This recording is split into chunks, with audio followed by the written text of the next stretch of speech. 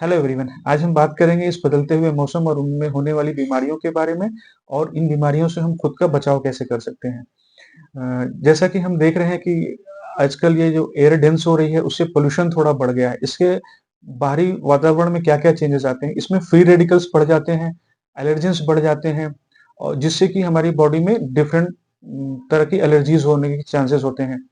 फिर आपने कभी ध्यान दिया कि हमारा जो टेम्परेचर होता है एनवायरनमेंट का वो गर्मियों और सर्दियों में करीब 5 डिग्री सेंटीग्रेड से लेकर के 45 डिग्री सेंटीग्रेड तक बदलता रहता है, लेकिन बॉडी का इंटरनल टेम्परेचर कांस्टेंट रहता है, जो कि 98.6 डिग्री फ़ारेनहाइट तक होता है। तो बाहर का मौसम चाहे जो हो, लेकिन अंदर का मौसम एक जैसा बना रहता है, अंदर का टेम्परेचर। तो ये कैसे पॉसिबल होता है? इसके लिए बॉडी में ढेर सारे फिजियोलॉजिकल और मेटाबॉलिकल चेंजेस होते हैं, जिससे बॉडी अपने आप को बाहर के टेम्परेचर से तालमेल बिठाती है। बॉडी के अंदर इसमें क्या चेंजेस होते हैं? हम देखते हैं जब सर्दियाँ आती हैं तो अ, हमारा थोड़ा-सा थकान होता है, आलस होता है, नींद थोड़ी ज़्यादा आती है। ऐसा होता है बॉडी में मेलाटोनिन नाम के हार्मोन के सिक्रीशन के बढ़ जाने के कारण। सिमिलरली हमारे ब्लड प्रेशर का फ्लक्चुएशन होता है, जिससे कि ब्लड प्रेशर से जुड़ी जुड़ी हुई बीमारियाँ होने लगती हैं। हमारी मसल्स में थोड़ा ऐंठन और अकड़न आ जाती है, जिससे जोड़ों के दर्द बढ़ जाते हैं।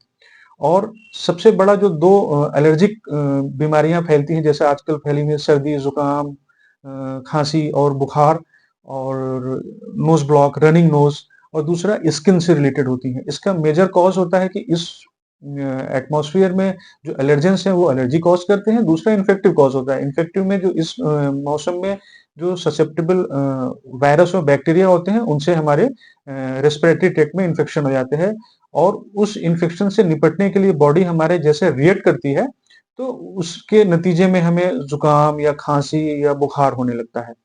हम इससे बचाव कैसे कर सकते हैं? इसके बचाव के लिए हमें इस मौसम में जो बॉडी अपने आप को ढालने का कोशिश कर रही है, हमें उस बॉडी को मदद करनी चाहिए। यानी कि हमें अपने रहन-सहन और खान-पान से उस बॉडी के होम्योस्टेसिस को मेंटेन करने के लिए मदद करनी चाहिए। हमें कोई ऐसा खाना-पीना ना खाएँ जो कि जैसे अचानक से बॉडी का बाहर का टेम्परेचर ठंड हो रहा है और बॉडी अपने को गर्म करने की कोशिश कर रही है, तो हमें ठंडे खाने से अवॉइड करना चाहिए। सिमिलरली हमें अपना एक्सपोज़र जो है अ, अचानक से गर्म से टेम्परेचर से ठंडे में जैसे एसी से बाहर या बाहर से एसी, एक्सरसाइज़ करने के फ़ौरन बाद नहाना, इस तरह से एक्टिविटीज़ से हमें बचाना चाहिए।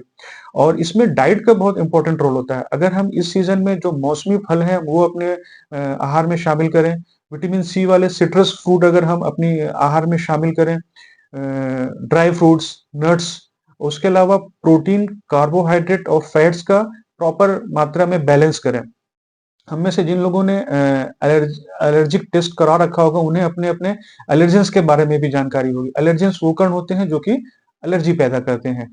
तो हमें जो अपने एलर्जेंस हैं, उनसे बचाव करना होगा और बैलेंस डाइट रखनी होगी और हमें अपनी नींद और एक्सरसाइज़ का बैलेंस बनाना होगा। और अगर हम खान-पान, एक्सरसाइज़ और इन एलर्जेंस से बचाव करेंगे, तो इस बदलते हुए मौसम में हम बीमार पड़ने से ज़रूर बच जाएँगे। उम्मीद है आज की वीडियो से आपको हेल्प मिली होगी। Thank you so much.